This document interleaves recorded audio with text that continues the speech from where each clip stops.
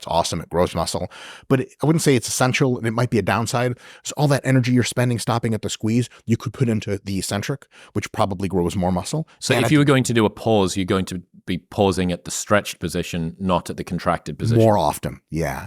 Pause at the stretch is cool for a couple of reasons. One, it absolutely reduces the injury probability. That reversal at the stretch is the single, generally most dangerous time for muscular injury.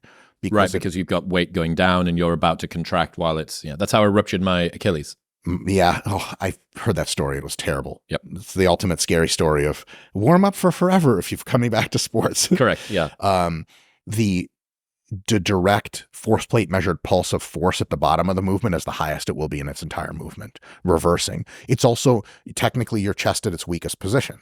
So if you want to pause there, again, the absolute risk of injury in the gym is fucking tiny. It's way, way less injurious than rugby or tennis or anything like that. It's so funny because like rich people like myself will be like, oh, I'm going to ski in Vail. And they'll see like a lifter lifting 200 pounds. Like, isn't that bad for your back? Motherfucker, you just hit a tree on your last trip. There's half your brains out of your fucking face. Lifting is super, super safe. So I don't want to be like, you got to fucking pause at the bottom or else you're going to die.